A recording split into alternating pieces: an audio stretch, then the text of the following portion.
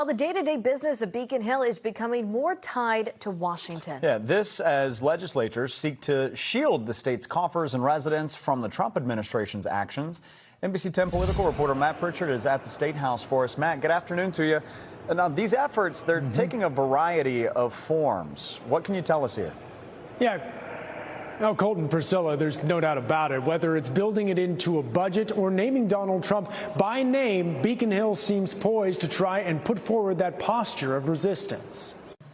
Dueling sessions. But I'll be damned if I'm going to stay silent about what is happening to this country. Recent actions in Washington are likely reversing those gains. Each with a nod to the White House. This week marks the first 100 days of the Trump presidency. The Massachusetts Senate using an informal session to rip into Donald Trump.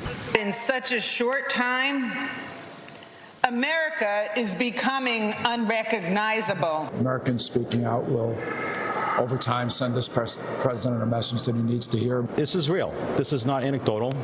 This is not just rhetoric that we talk about.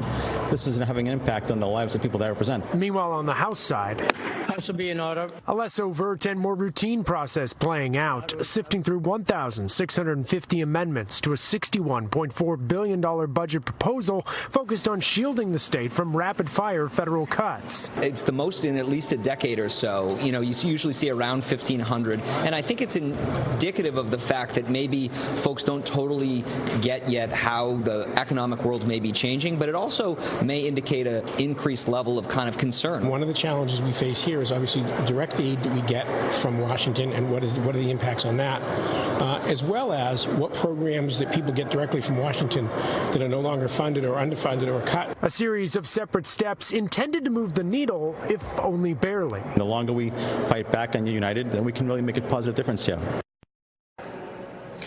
Now, as for that budget debate, it is still going on inside the House chamber. You heard me say 1,650 amendments. They're about through 350 or so a long night ahead for the House as they sift through all of that. At the State House, Matt Pritchard, NBC 10 Boston.